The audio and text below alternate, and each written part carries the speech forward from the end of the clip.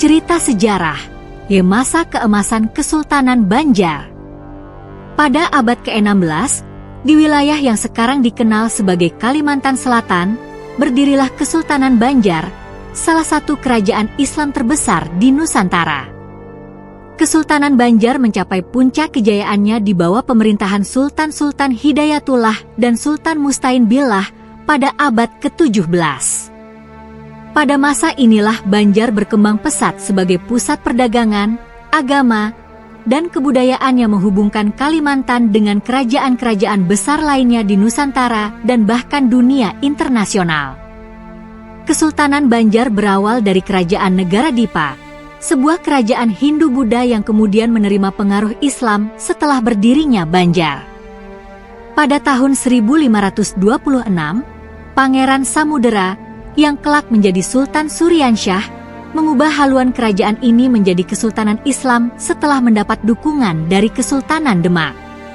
Dengan pengislaman Banjar, hubungan antara Kalimantan Selatan dengan kerajaan-kerajaan Islam lainnya semakin kuat, dan Banjar menjadi pusat penting bagi penyebaran agama Islam di wilayah tersebut.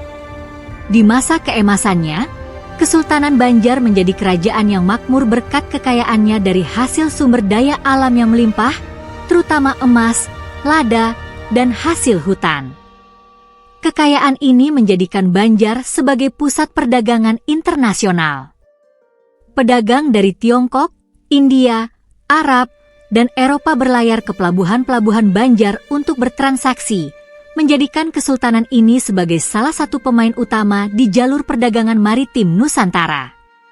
Di bawah Sultan Mustain Billah, Banjar berhasil memperluas pengaruhnya tidak hanya secara ekonomi, tetapi juga politik.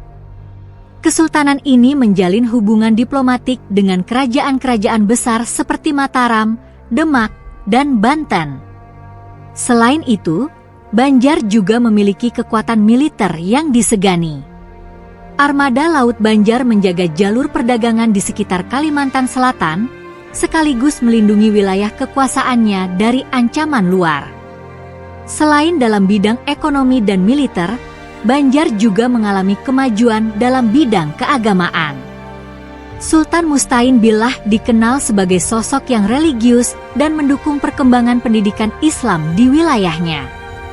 Ulama-ulama dari Jawa dan Sumatera datang ke Banjar untuk berdakwah, dan madrasah-madrasah mulai dibangun untuk mengajarkan ilmu agama kepada masyarakat. Kesultanan Banjar menjadi pusat penting dalam penyebaran ajaran Islam di Kalimantan, dengan pengaruhnya meluas ke pedalaman dan daerah-daerah Dayak. Namun, kejayaan Banjar tidak berlangsung selamanya. Pada abad ke-19, Kesultanan ini mulai mengalami kemunduran akibat konflik internal, perebutan kekuasaan, dan tekanan dari kolonial Belanda yang semakin kuat. Belanda, yang melihat potensi ekonomi besar dari wilayah Banjar, berusaha menguasai sumber daya alamnya, khususnya tambang batu bara. Hal ini memicu Perang Banjar pada tahun 1859–1905, di mana rakyat Banjar dipimpin oleh Pangeran Antasari, melakukan perlawanan heroik terhadap penjajahan Belanda.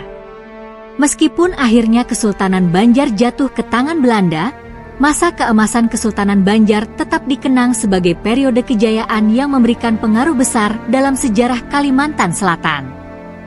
Kesultanan Banjar menjadi bukti bahwa Kalimantan Selatan pernah menjadi pusat penting dalam jaringan perdagangan dan penyebaran Islam di Nusantara. Cerita ini mengisahkan masa kejayaan Kesultanan Banjar, bagaimana kesultanan ini menjadi pusat perdagangan dan penyebaran Islam, serta perannya dalam jaringan diplomasi dengan kerajaan-kerajaan besar di Nusantara.